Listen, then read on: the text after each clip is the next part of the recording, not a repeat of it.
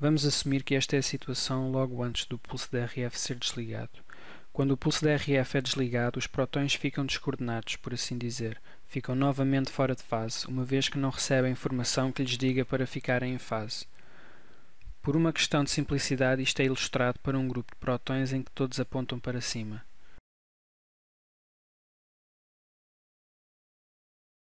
Recapitulando, antes do pulso DRF ser desligado, temos uma magnetização transversal. Quando o pulso DRF é desligado, todos os prótons saem de fase.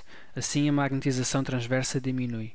Ao olhar para estes prótons em desfazamento a partir do topo, torna-se claro como eles se dispersam.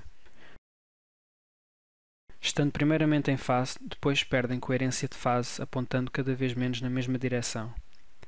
Foi referido anteriormente que os prótons processam com a frequência que é determinada pelo campo magnético em que eles estão inseridos, e todos os prótons estão sob o mesmo campo magnético.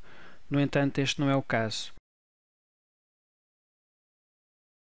Primeiro, o campo magnético em que o paciente é colocado não é completamente uniforme ou totalmente homogéneo, mas varia um pouco, causando pequenas diferenças de pressão.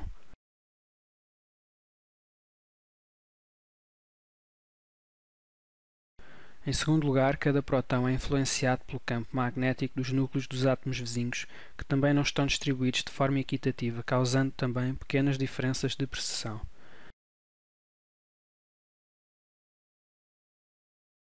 Estas pequenas variações internas do campo magnético são, portanto, uma característica do tecido.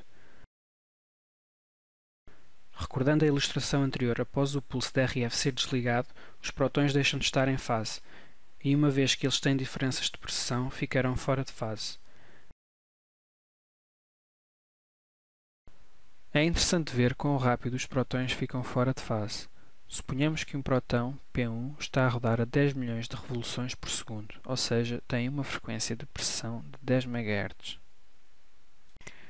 Devido às inhomogeneidades, um próton vizinho, P2, está num campo magnético que é 1% mais forte. Este próton terá uma frequência de pressão de 10.1 MHz. Em 5 microsegundos, P2 terá feito mais 50,5 revoluções, enquanto P1 terá feito 50. Então, neste curto período de tempo, os prótons estarão 180 graus fora de fase, cancelando os seus momentos magnéticos no mesmo plano. De forma semelhante ao que vimos para a magnetização longitudinal, podemos traçar um gráfico da magnetização transversal ao longo do tempo. A curva obtida é sempre a descer, uma vez que a magnetização transversal desaparece com o tempo. E como seria de esperar, também há uma constante de tempo a descrever a rapidez com que a magnetização transversal desaparece. Esta constante de tempo é o tempo de relaxamento transversal, T2.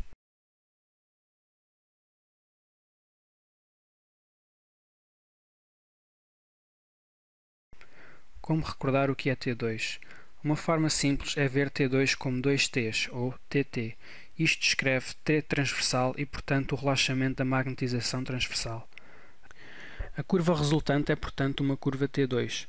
Outro termo para o relaxamento transversal é o relaxamento spin-spin, recordando o mecanismo subjacente, a interação spin-spin entre os prótons.